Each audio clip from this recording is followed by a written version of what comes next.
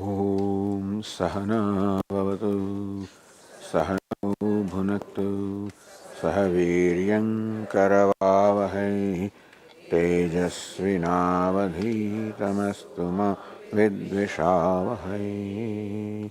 Om Shanti Shanti Shanti. Om Purnamadah Purnamidam Purnat Purnamudachyate Purnasya Purnamadaya Purnamevavashishyate. Om Shanti Shanti Shanti.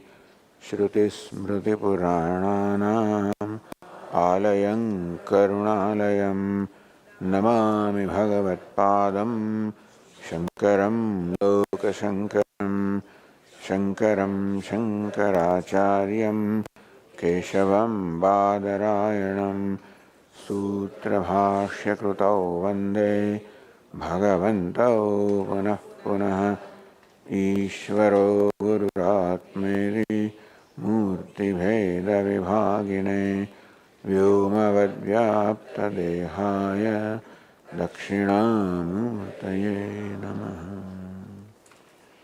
Om Ishavasyopanishad Sarvam Yatkincha Jagatyam Jagata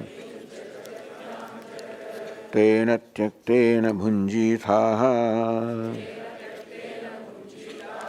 Ma Grudah Kasya Svidhanam Kurvanneveha Karmani Jiji Vishechadam Samaha Evam Tvainanyatetosti Nakarma Lipyate Nare.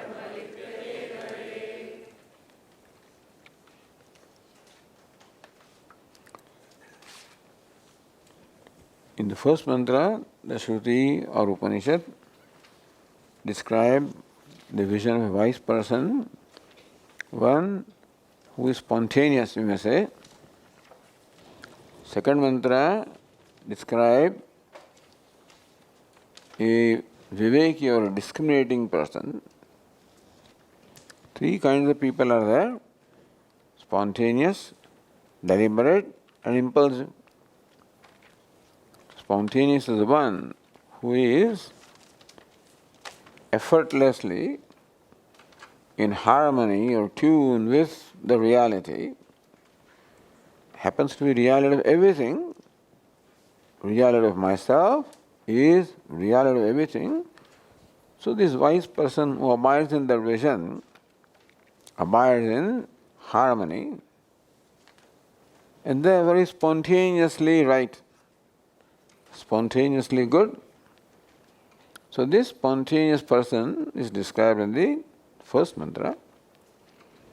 Second is the one who wants to be like that, and his lifestyle is described as the viveki, a discriminating person who will perform his actions with right attitudes, who live the life with right values and attitudes, keeping moksha as a goal.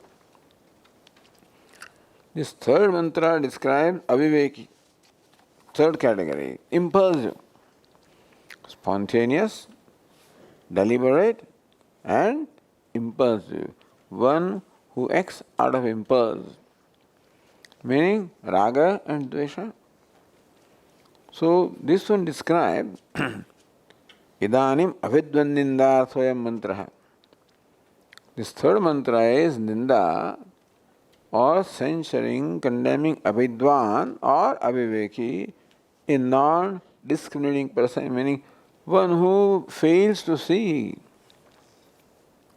reality of life, fails to see what exactly he wants in his heart, and interprets things altogether in a contrary way.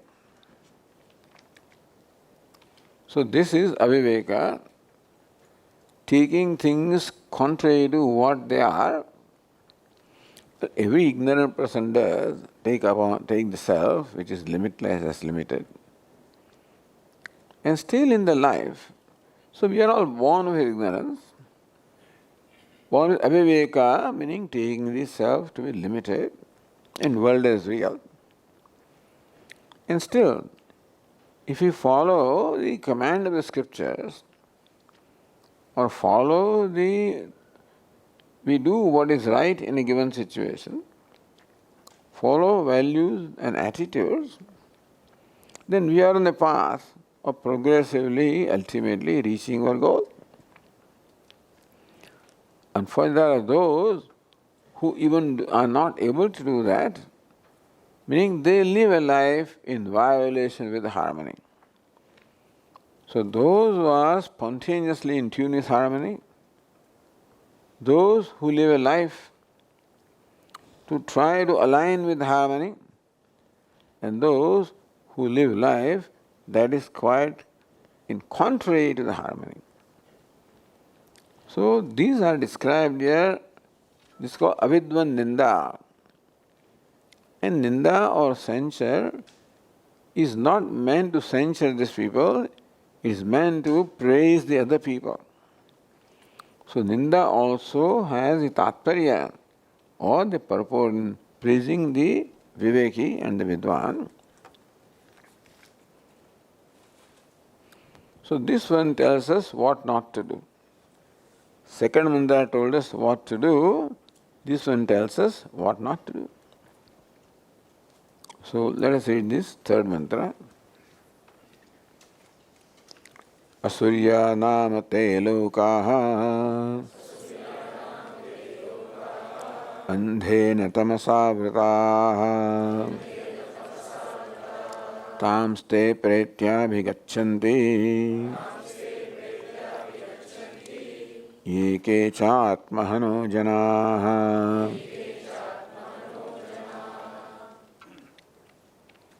The fourth quarter of this mantra says, Ye kecha atmahano janaha. Ye kecha, whoever they are, janaha, the human beings, atmahanaha. Atmanam gnanti iti atmahana. Those who injure themselves, those who hurt themselves. So those who live the life in violation to their own nature, those who spontaneously live in their nature, those who live life in keeping with their nature, and others who live a life in violation to their own nature. So for example, when somebody tells a lie, truth is the nature of self, and therefore this lying means he is violating the dharma, violating his own self. So here are the people, because of aviveka, because of wrongly understanding the reality of life, wrongly understanding one's own self, and wrongly understanding the world, which everybody does, all ignorant people do. That we take the limitless self to be limited and the mithya jagat as satyam. But then there are those who follow the direction or guidelines of the scriptures. So there is this GPS, global positioning system, or the Gita positioning system, or the Guru positioning system. So these are given to us, meaning that this Shastra recognizes that we need guidance or direction in our life. We need to be told what the goal is and what the path leading to the goal is, that we need those things, therefore there are Shastra. So, Shastra or scriptures such as Upanishad, Bhagavad Gita and others, they enlighten us or give us insight about what is the goal as well as what is the path. And Only human being needs this guidance. Because the human being has a free will. And what is meant by freedom? Freedom is that which can be abused, meaning that I have the freedom to make wrong choices. When we say that other creatures do not have free will, it means that they do not make wrong choices. They are programmed to make right choices for themselves. Whereas it is likely that I can make wrong choices when I am overwhelmed by or I am controlled by my impulses. So human being has these impulses. Kama, Krodha, Lobha, which we talked about.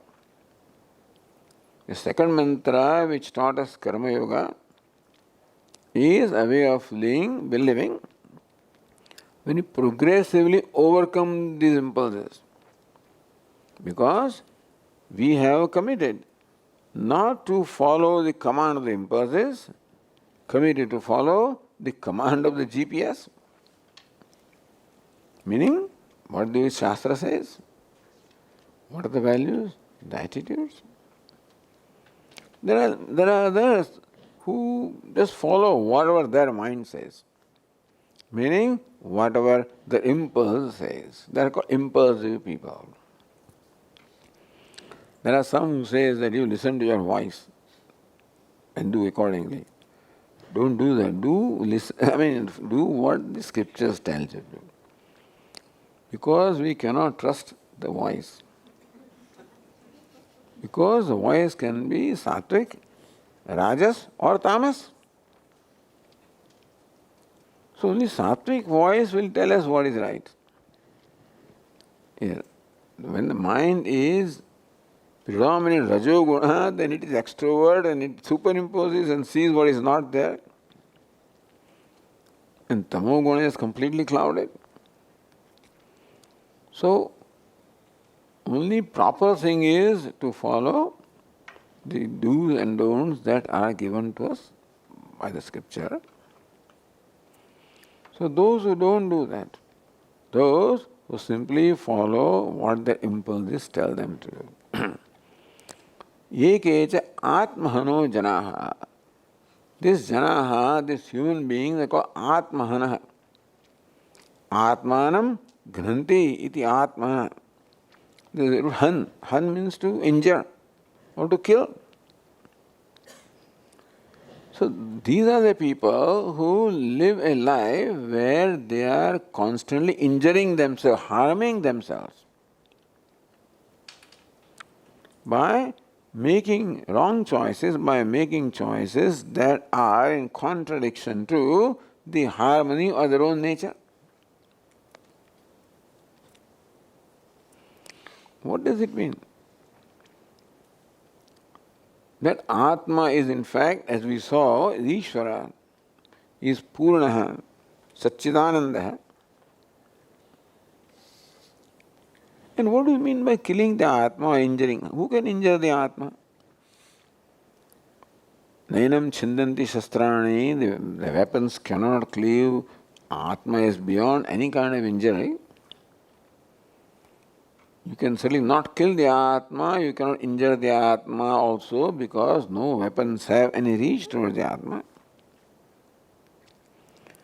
And what does Upanishad mean by saying that they are hurting themselves, injuring themselves, harming themselves?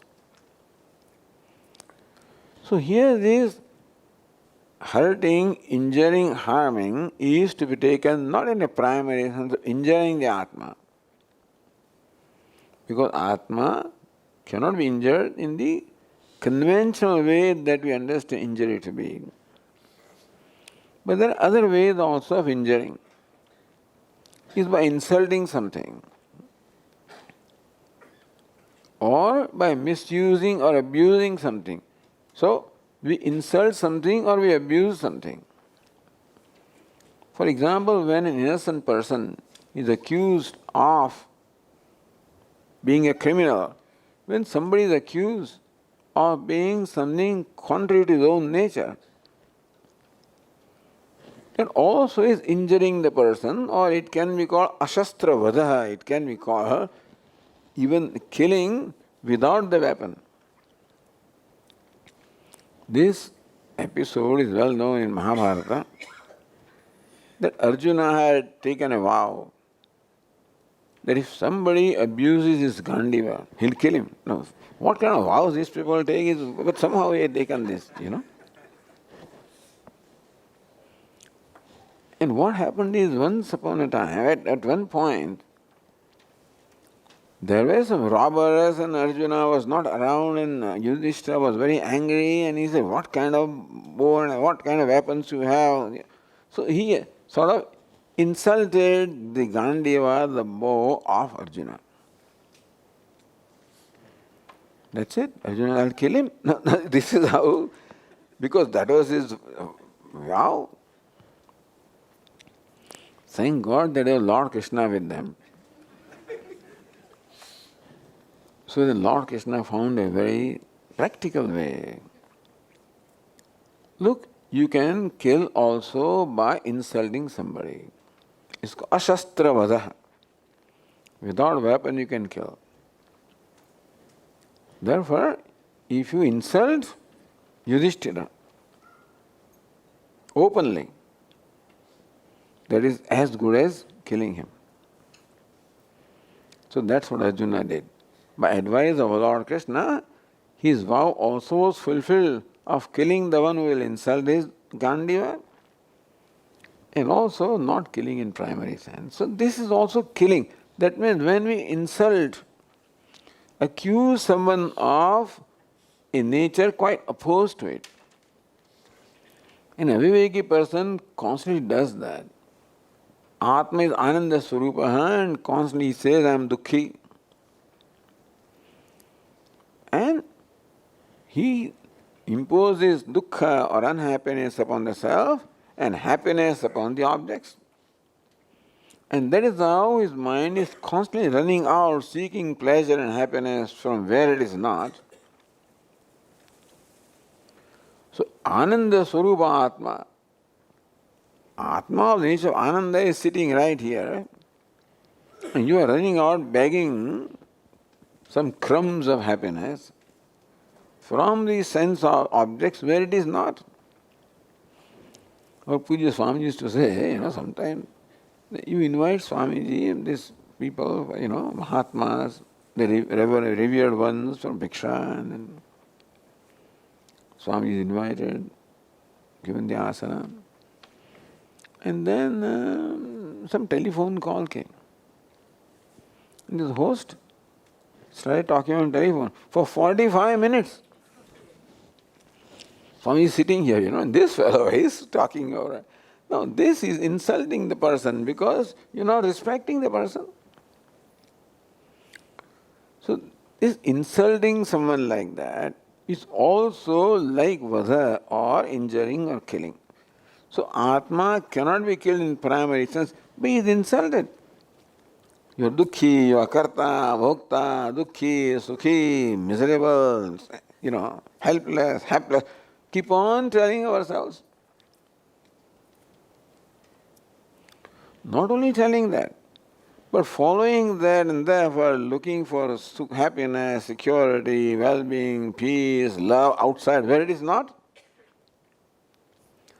So this is called extroverted life of seeking happiness, love. Please give me love, please give me happiness, please give me peace. We keep on begging of the world where it is not. So this is like insulting the self by showing respect to what doesn't deserve the respect and disrespecting the respectable one. There is one way of killing. Other way also is misusing something also is as good as killing. As children we may all remember perhaps that when you're studying in the school and then your pencil needs sharpening. So reach out for a knife. Where? In the kitchen. The kitchen knife you reach out used for sharpening pencil, quietly put it back. Then mother says, what happened? I can't cut a tomato with this because that thing has become blunt. So knife that is meant for doing some fine, sophisticated work is used for doing something which is not meant. So that is called disuse of the knife. Or better, you take a surgeon's knife and use it for sharpening pencil. Similarly also, Atma. So this body also is called Atma. The ignorant person, so not only Satchidananda is Atma, but Upadhi also is taken to be Atma. And Upadhi also has to be respected. Particularly, the purpose of the human embodiment is that it is meant to be dharma sadhana minimum. It is meant to be used for as a means of dharma. Ideally, it is moksha sadhanam. Human upadhi is meant as a means of moksha, but at least for dharma. And we use this body for all kinds of adharma. Why? Because when you follow, one person follows impulse, like anger, this action is going to be harmful to others. So this body is being misused for doing things contrary to what it is designed for. Also using it as an instrument of just indulgence into the pleasure, sense pleasures. Whereas it is a very sophisticated instrument, human body, meant for dharma and moksha.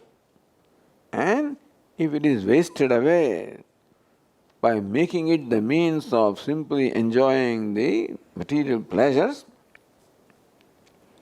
there is also abuse, this is also called. So Atma, that is Satchidananda, is hurt by insulting it, not respecting it, and running out elsewhere for happiness, etc. And Atma, in the form of body, is insulted or hurt by misusing it. So this way an ignorant, not only ignorant person, but aviveki. Ignorant everybody is. But if we have viveka and therefore we know that we should follow values in our life, dharma should be there in life. That even when impulses arise in my mind, I will not submit to those impulses and I will do what is right, which was viveka discussed in the second mantra. But people who are overcome by impulses have just no state of mind, no mood to follow the satya, etc. They do what the mind says because the mind is so strongly impulsive. Therefore, ye kecha atmahano janaha, those people who live life of abusing the self in the sense of Satchidananda or abusing the self in the sense of body.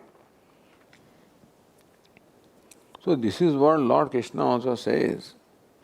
Samam sarveshu bhuteshu tishthandam parameshwaram vinashyatsu avinashyantam yah pashyati sa pashyati samam pashyani sarvatra samavasthitam ishwaram na hinastyatmanatmanam tato yati param gatim. Then Lord Krishna says the self that is same in all of them, one who sees that he sees. Other than that, hinastyatmanatmanam, he hurts himself by himself. Anyway, so these people, and that includes many, many people, because there are those who think that all life is meant for is to make merry.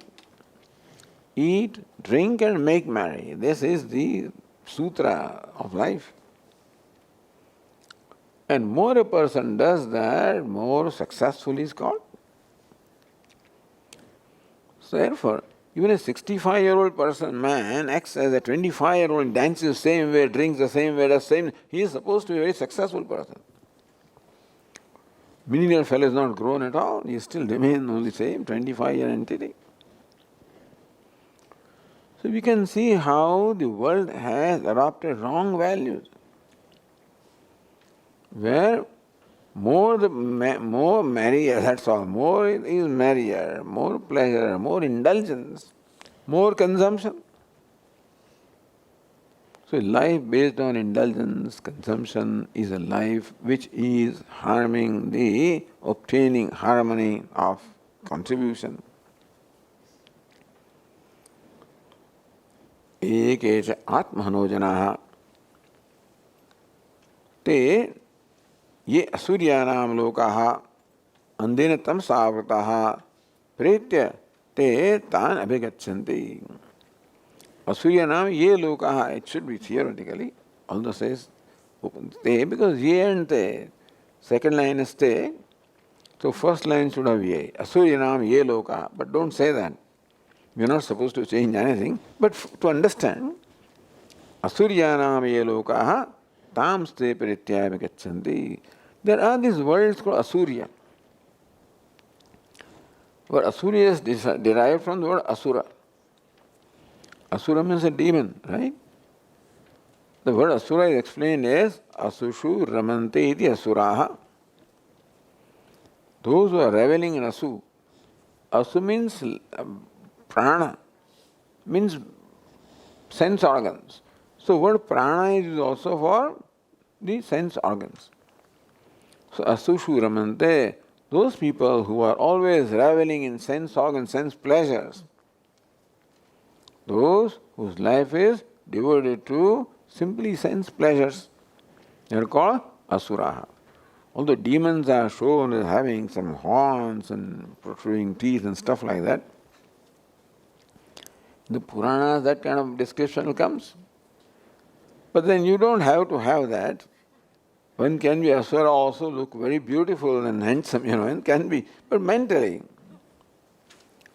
Why is it? Because mind of this person is going to be overpowered by Asuri Vrittis. Lord Krishna describes in 16th chapter Devi Sampat and Asuri Sampat. The divine qualities and the demoniac qualities, the divine tendencies, demoniac tendencies. Kamaha, Krodha, Lobha, Lord Krishna summarized all the demoniac tendencies as these impulses. So, when you follow them, then there is going to be nothing but falling down, because when a person's life is controlled by kama or desire, or bhoga, or only the enjoyment of sense pleasures, a time comes when, we were told in the olden days, deserve before you desire. Have you heard this? Deserve before you desire. So having desire is all right, as long as you deserve. Meaning that as long as you fulfill your desire on the path of dharma, it's all right. I mean, spiritually it may not be all right. But vyavaharika desires are there, you fulfill them based on dharma, it's okay. But the desire is such that when you fulfill the desire always grows. The time comes that the desires become more powerful than you, and therefore those desires, means kama, krodha, will ultimately force you to compromise the values, dharma.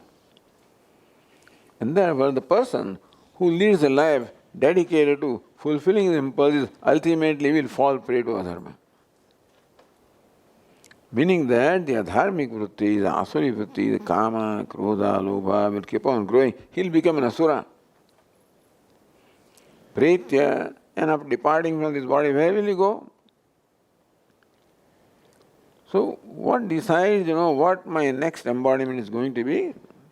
Whatever is my state of mind here is what will decide. Yam yam vapi smaran bhavam tejatante kalevaram. Whatever bhava, or whatever state of mind one possesses while departing from his body, that is what one becomes. Since I have become an asura, that's the state of mind that I have. So when I depart from this body, I also become an asura. Ekeja atmahanojana. So thus those who live a life in violation of the nature of Atma, which is not only Satchidananda, so all values are all based on nature of Atma. When it was Satyam Vada, Dharmam Chara, Satya is the nature of the self. Dharma, righteousness, nature of self. Ahimsa, non-violence, nature of self. So amanitvam, adammitvam, ahimsa, kshantihi, ardivam, these values that Lord Krishna teaches in Bhagavad Gita. So any values that are taught anywhere, all based on nature of Atma. That is the reason why when I act in keeping with non-violence or truthfulness or any value, then I am acting in harmony with myself. That's the reason why we discover a harmony, a peace of mind when we tell truth, when we avoid violence, when we follow values. There is freedom from conflict and peace in the mind. On the other hand, when I violate the value, I am violating myself and creating conflicts in me. So that is how Ekacha Atmano, those who are living life in violence to one's own self, naturally they wind up into the Asura yonis. So this is for our general information. We are not addressed by this. Meaning that the people who are talked about will not listen to Upanishad anyway.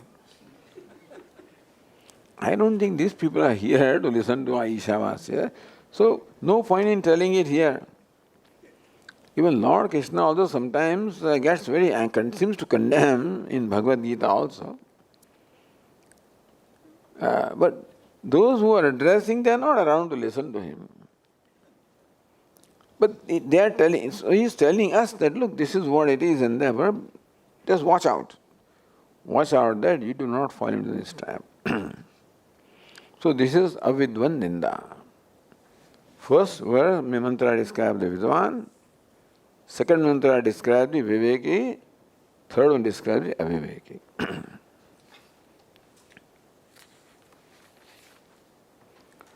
Now the rest of the Upanishad is the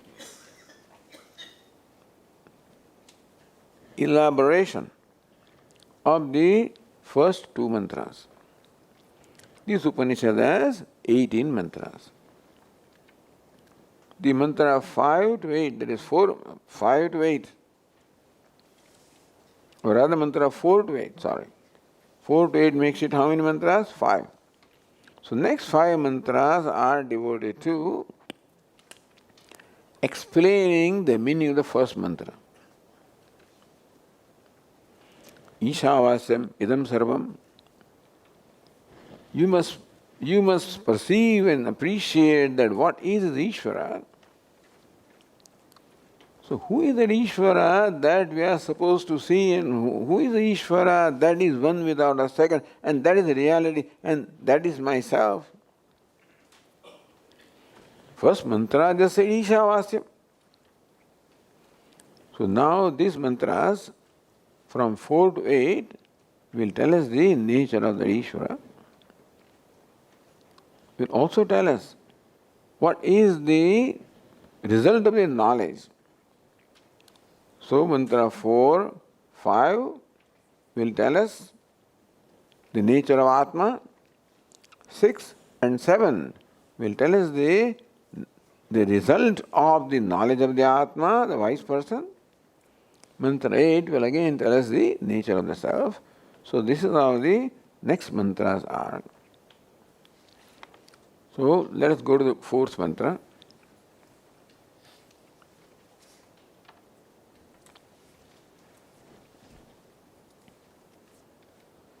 So here Bhashyakara introduces this, saying that Yasya Atma Hananat Avidvam. So Atma, by hurting whom the ignorant people or non-discriminating people, they are in the chain of birth and death. On the contrary, those who respect the Atma. So what is meant by, how do we start respecting the Atma? Vidvamso janaha muchyante. By abusing the Atma, how we invite all the suffering for ourselves. And by respecting the Atma, how we invite harmony and happiness in our life.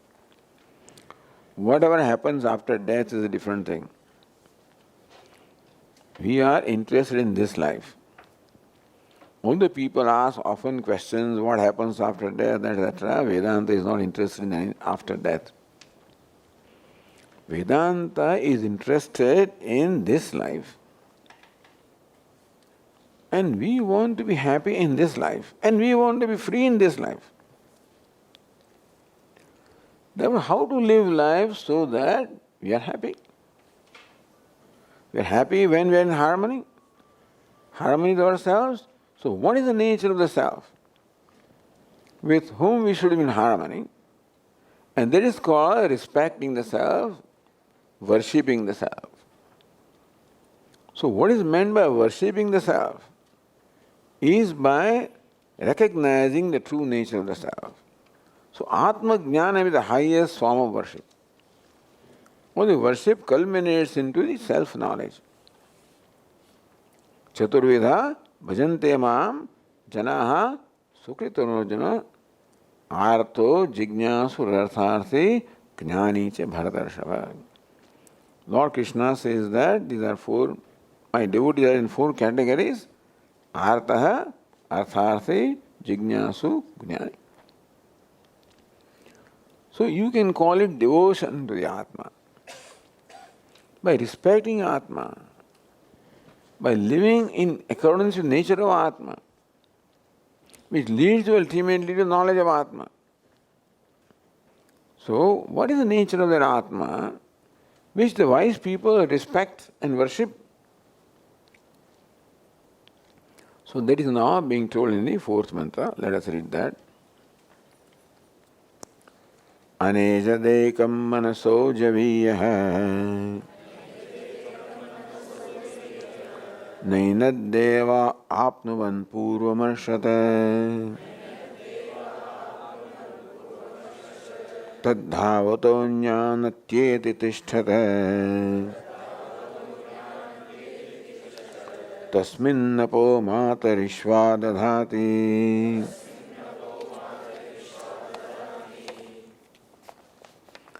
Let us look at the translation of this verse on the page number 7.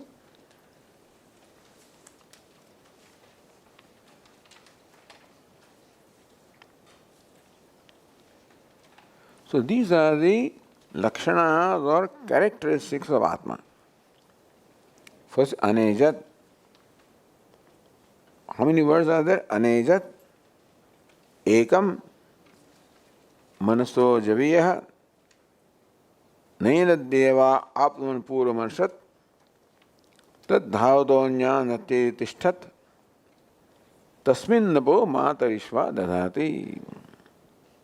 The Atma is described in, call it Ishvara, call it Atma, Paramatma, is described in the 6 ways, the 6 lakshanas, 6 characteristics are given first to contemplate upon ourselves. So these words, which describe the essential nature of ourselves, essential nature of Ishvara. Although Ishvara is creator, sustainer, dissolver, omniscient, omnipotent, that is immediate meaning of the word Ishvara.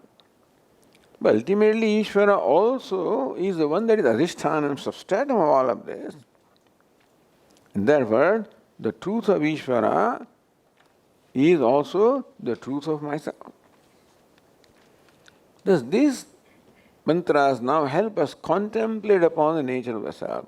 So how should I meditate upon myself? How should I contemplate upon myself? So these words give us a guideline of how to meditate on myself. In each case, we are also helped how to let go of the wrong meditation I am carrying out. What happens is we are all constantly meditating upon ourselves because we are constantly aware of ourselves. The self of the Atma being consciousness, self-revealing, and therefore we are constantly conscious of ourselves. And therefore consciously entertaining an opinion or judgment about ourselves. This is by default. And it happens to be a wrong judgment or wrong opinion. So what is going on right now, on account of not knowing the true nature of the self, is I am constantly contemplating upon myself, judging myself, having opinion of myself that is quite contrary to myself. Therefore, these words help us negate this. So ultimately, Upanishad only teaches us by telling us what I am not, by making me understand what mistake I am making so that I let go my false notion. I don't have to objectify Atma. I don't have to realize Atma. I don't have to know Atma also or realize Atma. What do you mean, Swamiji? You mean you don't have to realize Atma? Self-realization? But Atma is already realized. So you understand why is it so? Because, as I said, Atma, the consciousness, is self-revealing. And we are constantly, therefore, cannot but be aware of ourselves. Unless I am aware of myself, I cannot be aware of anything else. Therefore, I am constantly aware of myself. I am constantly experiencing myself, understand? And that is the Parokshanubhava. I only constantly experience Atma as an immediate reality. So we get we get intimidated by this word Aparokshanubhuti. Oh, you must have Aparokshanubhava. But Anubhava is always, Atma is Aparoksha. Therefore, his Anubhava is already Aparoksha. From that, what is Paroksha is to be removed. You follow? There is Aparoksha and Paroksha are mixed up. Aparoksha is immediate reality, is myself. This body, mind, sense complex is not an immediate, is immediate reality. And therefore, the notions that I have about myself, based on looking upon the body, mind, sense complex as Atma, which is what I take myself to be right now, from there, the error has to be removed. It's not that I have totally dropped myself. But from my understanding of myself, what is the error? In my knowledge of myself, there is something real and something erroneous. See, when I say that I am a human being, the I am is right thing. The human being is wrong thing. Wrong means it is not same as I am. I am happy, I am man, woman, happy, successful, famous, great. All successful, famous, great, all of these belong where? To Anatma. But Anatma cannot be known unless Atma is, I am is known first. To I am adding all these, the different tales I am adding to that. Successful, failure, happy, unhappy, good, bad, indifferent, fat, long, tall, handsome, fair, dark. So in that, what is the right portion? What is the right amsha? Is being told here, so that I realize that when I say I am a human being doesn't belong to I am. What's the nature of I am? What's the nature of self? Thus, when I look at myself, I look at my conclusion of myself, then I realize what error I am committing, what Brahma is there, and what to let go. So this all helps us in letting go.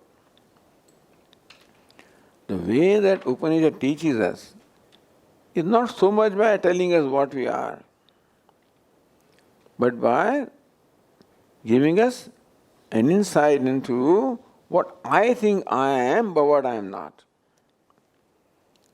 Upanishad did not tell me you are not table. Hey, Swami, you are not a table. Thank you.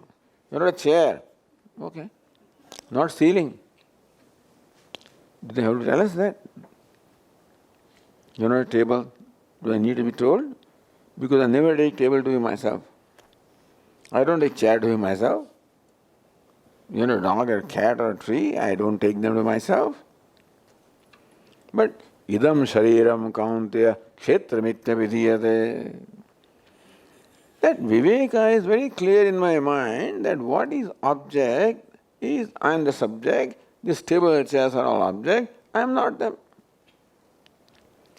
Unfortunately, when it comes to this body, I don't know where my viveka goes away. Then this is different. Table, I know I am not. Book, I am not. Glasses, I am even not. Even clothes, I am not. Body, I am. Now, what is the logic behind that? How come I can clearly say that table I am not? Because table is the object of my knowledge. My mind objectifies it. I know it is an object. Is it not that body also is the object of my knowledge? In words of Puja Swamiji, I know this body much more intimately than I know this table. Is it not so? And still, when it comes to body, somehow it becomes I. Why? By default. When it comes to mind, again I. Thus there is a habitual superimposition, identification with his body, sense organs, mind, called upadhi. And therefore these wrong conclusions or notions about myself are entertained. If these wrong notions did not create any difficulty in my life, it doesn't matter. There are many wrong things I know today, it doesn't matter to me. Every child thinks that sun is going around the earth, it doesn't matter.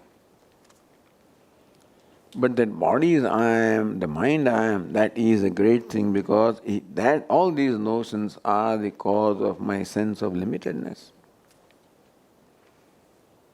That is called hananam. All the time imposing. I am fat, I am lean, I am tall, I am short. Meaning I am limited, insignificant. I keep on calling myself insignificant and then trying to become significant. That is my life. I am constantly trying to be significant, become visible, have different hairstyles, different clothes, distinguish myself from all of you. Nobody is like me. Nobody is like me. Nobody is like me.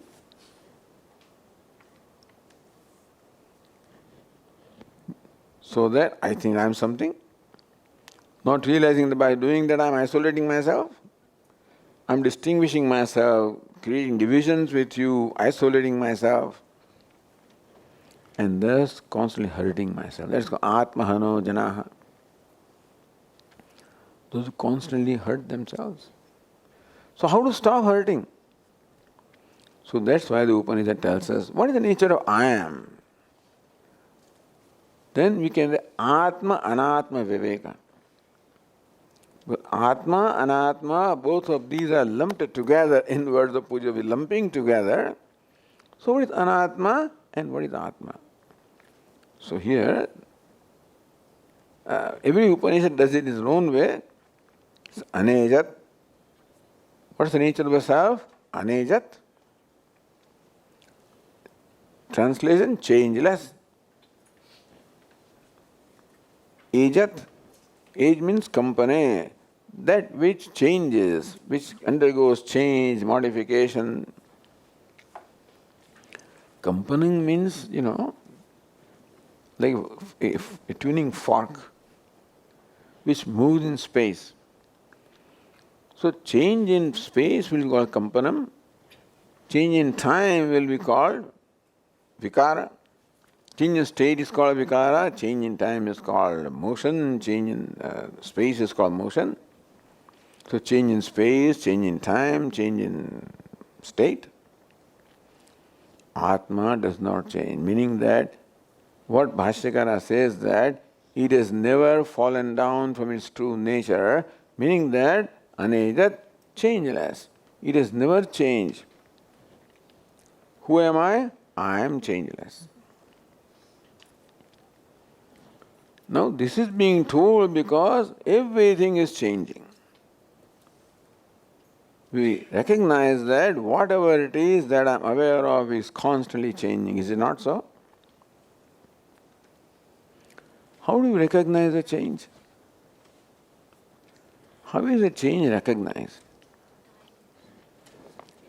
In the United States, for example, when you are driving on the highway, all of a sudden, this traffic patrolman comes, overtakes you and stops you. You know what he has done? There is a point here, and he measures how much time you took to travel from that point to this person. Sir, you are traveling 81 miles an hour. I did not realize. But so change requires a reference point that does not change. All change presupposes a reference point that does not change. With reference to it, we can measure change. A train can move only when the tracks are motionless. A river flows on a bed that does not flow. All change presupposes something that does not change. There is a wheel that is turning, there is an axis which doesn't turn. You follow what I am saying? So we are aware of change. What is the nature of one who is aware of the change? All change requires a reference which does not change. Who is that? The awarer that I am is changeless. Anejat, you are changeless, meaning that you never change. You never become something different. You are enjoying your own glory, infinite glory, and therefore you never become finite. Atma is never become finite, never become limited.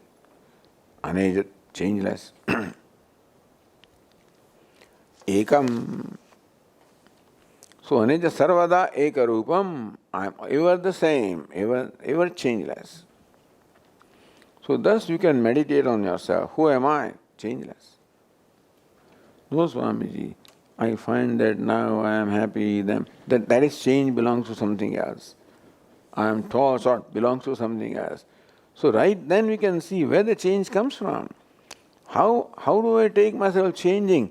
But when I identify the body, then there is a change that I am fat, I am lean, I am tall, I am short, I am man, I am woman. You can identify. That is changing, that I am not. The mind, that I look upon myself happy and happy, that all belongs to mind. The one who is aware of change, aware of changing body, aware of changing sense organs, changing world, changing body, changing sense organs, changing mind, the one that is aware of them, the one who illumines all of the changes. The changes would not be known unless there was a changeless illuminator, because the light that illumines all the motions and change, etc., doesn't change. Otherwise, it is color that will illuminate all the colors is colorless. So who am I? Anejat. I am changeless, not changing in time, not changing in place, changing in condition. So that is nice to know, because it looks like I have fallen from my glory. The infinite glory I have fallen down and become a fall of jiva, So, like the infinite has fallen, I am not fallen. I am not changed. Change is there someplace, not in I. Change is something that I perceive, I objectify. So this mind which has made a habit of judging myself as changing, now you address that mind, how do you say you are changing? Change is something that you perceive, something that you objectify. The one that objectifies, one that perceives, one that illumines, that you, changeless I am.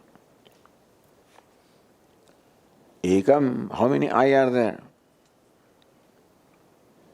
Eko Deva, Sarvabhutesh, one Devata, one shining, one consciousness is one in all the beings.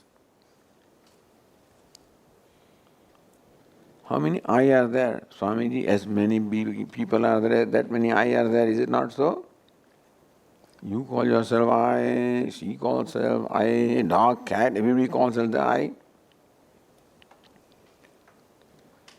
Is that I different? Does I have any dimension? Does I have a length? Because person with any length also calls himself or herself I. Does I have a length or a breadth or width or depth or dimension? Just think about it. Just simple I. We do not add anything to I. Not man, woman, tall, short. Just I. You find that everybody uses the word pronoun I, which is without any attributes, attributeless. Then habitually we add attribute to that. But then I that you call I is not different from I. Imagine all the countless waves in the ocean. Who is the eye of a wave? W-A-V. The water is the. There are so many ornaments here. What's the eye of this chain? The gold. Eye of the bangle? Gold. So names and forms are all different. Ornaments, each one has its own name and form and of course nama, rupa and kriya and function. Bangle is one name, form and function. Chain is another name, form and function. Earring, third name, form and function. Every object in the universe has a name, form and function. That is what distinguishes one from the other. But how about I? Has no name, has no form, has no function. So when I reduce myself to a simple being that I am, who am I? I am just a simple conscious being. Without any attributes, any qualifications. The nirvishesha, nirguna, nirakara. And in all akaras, all names and forms, all the varieties, ekam, the self, I, is, how many I's are there? So suppose there was a whole conference, all the various ornaments, there was Swamiji's episode. He was very fond of telling this, that when he was visiting Europe, in some country in the Europe, and then he was invited for bhiksha by a jeweler, a very wealthy person. After the bhiksha is over in the evening, that person leads Swami to his room, and inside another room. He wanted to proudly show something to Swami. How wealthy I am. Or just to show to Swami. A room inside a room, and goes finally into the room and opens and switch is a light on, and it's all glittering. There are thousands of ornaments in that room. Proudly the jeweler tells Swamiji, time to give Guru Dakshina after bhiksha. Swami, please take one. Very generously he tells Swamiji, please take one. What will you take, a bangle? Or earring? Or chain? What will you take? Swami says, give me gold. Understand what Swamiji meant. Says, please take one. And he picked up a bangle. Here, Swami, take one. No, I don't want, I want gold. The gold includes, so self is all inclusive, understand? Gold, that self-ornament, includes all the ornament. A bangle excludes the chain, and chain excludes an earring, but gold includes everything. That's the reason why we are asked to live in that's called karma yoga, to include others. When we are told to perform an action as offering to others, we can include that entity. Not only that you are important, that look at what the needs of that entity are, and therefore try to fulfill them also. So karma yoga is practicing inclusiveness. That not only I do something to fulfill my interest, but not only at the cost of your interest, hopefully I'll do things such that Not only my interest is served, but your interest also is served. Let's go stretching myself. And how far can you stretch? Include the whole universe. So that as a result of that process, now this knowledge takes place. Don't think that I live a life of and then think that by meditation I will know. The life has to be in keeping with this vision. So vision is given in first mantra, the way of life is given in second mantra. That's how I grow. I grow in my inclusiveness. That's called the enlarging, that's called Antagana Shuddhi.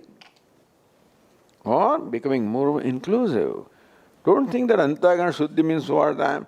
That separatedness automatically is slowly subdued. So it's one eye, that is eye of all. Gold is the self of all ornaments. Water is self of all the waves. So also the eye, self of all the names and forms. Ekam, who am I? One, meaning non-dual. All there is Ishvara. But then really the equation is complete when we say all there is I.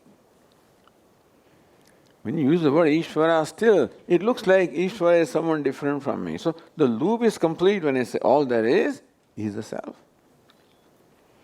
Anejat ekam, self, I, there is one, non-dual, and the only entity. Okay, we'll continue. Om Purnamada Purnamidam Purnat Purnamudachyate Purnasya Purnamadaya Purnameva Vasishyate. Om Shanti Shanti Shanti. Shankaram Shankaracharyam Keshavam Badarayanam Sutrabhashya Krutau Vande Bhagavantau Punah Punah. Ishvaro Gururatmayati Murti Bheda Vibhagine Vyomavad Dehaya Dakshina Murtaye Namaha. Om Shanti Shanti Shanti. Hari Om. Shri Gurubhyo Namaha. Hari Om.